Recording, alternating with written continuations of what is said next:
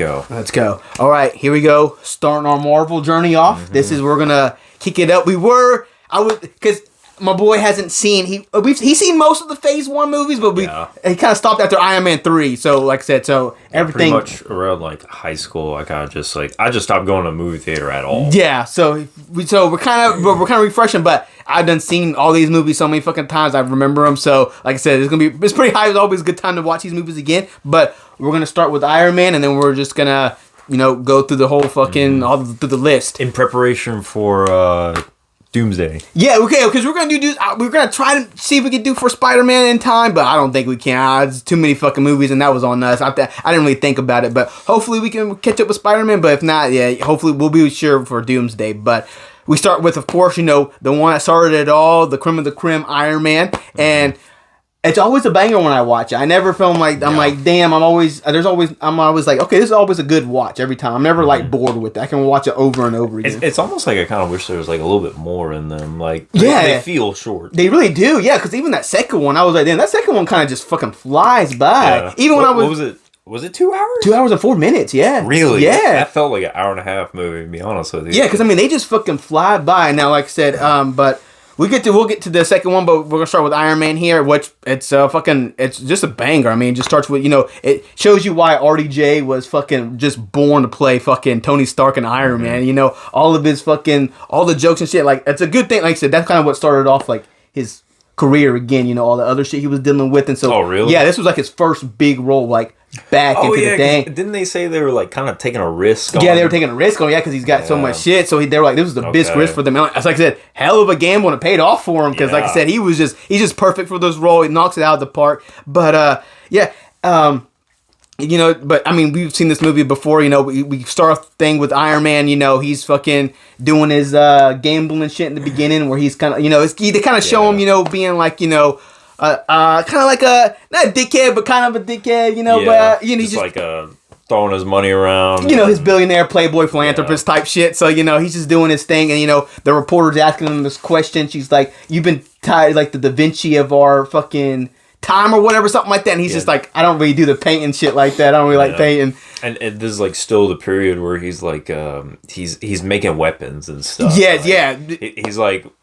to whoever's the biggest bidder, I'm just gonna make weapons, and who cares if people die? Because I don't think he knows they're making weapons like that for them, because that's what kind of leads into the whole. Because at the very beginning, remember they're in the Hummer and they're like, black and black, and then when they're getting attacked, and he looks at the missile and it says Stark Industries, and he's like, oh shit, what the fuck am I? He's like just selling it to the U.S. military, but then like his partner was selling it to everyone. And so like I said, that's kind of what this first movie is. It's just kind of Iron Man, his whole cave thing with the boy in the cave that helps him out going through things.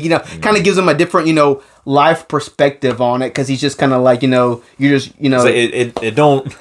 it don't really resonate until you literally have pieces of the missile inside of you. Exactly. And then because even like on the way out when my boy, makes the sacrifice play, which, I think running out with the gun going, I think a little better distraction, but I like, it is what it is. But, he didn't aim that thing at all. And so they're all waiting for me, and right before, Tony Stark leaves the cave, he's just kind of like, he's like, this is your second life or whatever, don't waste it. And so like I said, that kind of just stays with Tony throughout the whole movie, where he's just like, fuck, I kind of maybe changed my life around a little bit, I kind of changed some stuff up. So then, after the whole, thing in the desert, in the cave or whatever, he makes his first big Iron Man suit, wipes them all out pretty good with the flamethrowers. He's just burning all of his shit. And because they wanted him to make the Jericho missile, because that was like the big presentation he did before they got attacked. The whole time he's like just working on an Iron Man suit. And like, can we see like some evidence? He's like, I'll give it to you. Yeah. Don't worry about it. They're watching him on the cameras, like, that don't look like a missile, but the Jericho missile. We'll let him work. And so so like I said, so then he comes back and fucking what he does was something you probably wouldn't do nowadays. Is the first thing he gets is that motherfucking Burger King, which. Hey, if I'm being honest with you, back in the day, though, when I was watching this movie, I was like, damn, I kind of want some Burger King. Yeah, so I want to get some Burger King. But, he gets his cheeseburgers and stuff, gets pepper, with Pepper Potts with them. He's got happy with them, tries to do the thing. So now he's kind of, has a whole press conference where he's just like, I'm done making weapons and shit. I'm kind of going to be doing like, I think he just shuts it down, or he's making like good energy. I forget what he says or something like that. I forget. It probably is just because I think it has something to do with the reactor, huh? He's got in that thing. Yeah. He's wanting to work on like just stuff that benefits people with the reactor being the main thing. Yeah, and so like I said, so pretty much it's like he's just like he's got the art thing, and now he's making. I think he makes a suit, and so like I said, he's kind of got the suit going on. So he's going through different marks. He's got Mark 1, Mark 2, and all the other stuff. And so that's pretty much what the.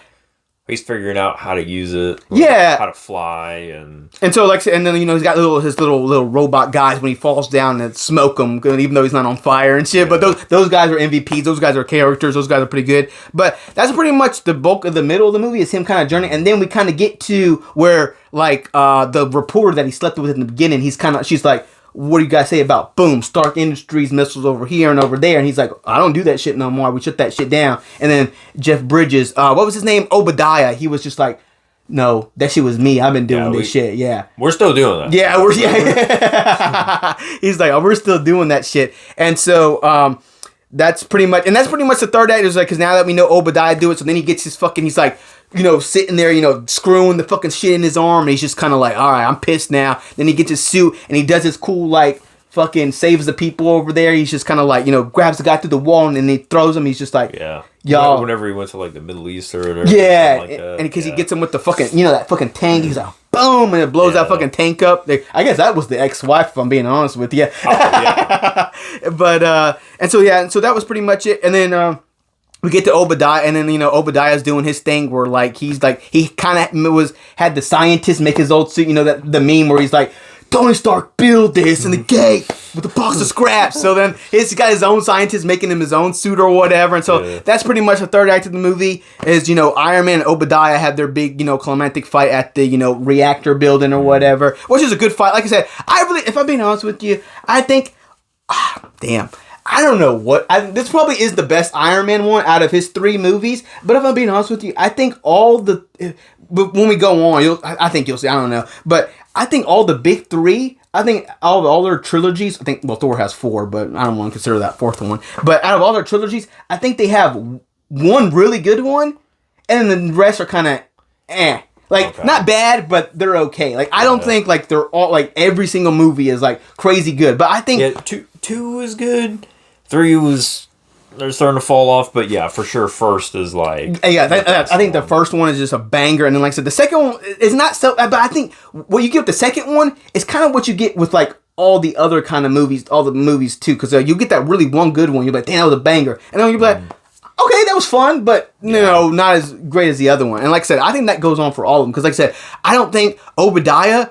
I mean, as a villain, he was okay. Like I said, I think all the villains that are not Avenger level threats are all kind of weak. Like, don't get me wrong, there's some good ones in the other ones, but for the most part, there's only like the majority of them are pretty weak. But like I said, I think they do a pretty good job of this. This is just kind of like Obadiah for sure. He was just like, I'm gonna make an Iron Man suit, but make it real big. Yeah, and so like I said, this movie was kind of Iron Man kind of gripping with like, okay, I'm making weapons, and they're going to the wrong people, and I don't want to do that anymore. And so now he's gonna like, I'm gonna become the weapon himself, I guess. And so he's gonna be like, I'm gonna protect them. That's kind of why I guess in the second one he goes on that whole lone gunslinger type thing where he's just kind of like okay, I'm done. But like I said, I think Iron Man it still lives up to this day. Like I said, 2008 it came in. So like I said, I think it just fucking lived up to that. If it was anything you really liked or something you didn't remember, you were like, oh shit, that was pretty hype or anything? No, I think I've seen that movie enough to... I pretty much remembered that one a good bit. The second and the third one, they're kind of... blurry? Yeah, I got you. I remember seeing those when they came out, so like... What was that? 2008? Yeah, 2008 for the first one. And then what, 2010 for the second? Yeah, 2000, so, yeah, I was 10. The 10, yeah. It's been a while. Yeah, and like, watching these movies, some of them, I'm like, because we just got done watching the second one, and like some of them, I'm like, damn, like they have the O'Reilly factor on one. I was like, damn, it just kind of made, like, you just see the times, you're like, oh, damn. That's everybody's so young. Yeah, I was like, oh, that's crazy. But yeah, I mean, like I said, Iron Man still good. Still a banger all the way through. So like I said, all the way up to fucking from 2008. So still holds up. But yeah, we like this one. So fucking God bless Iron Man. God bless America.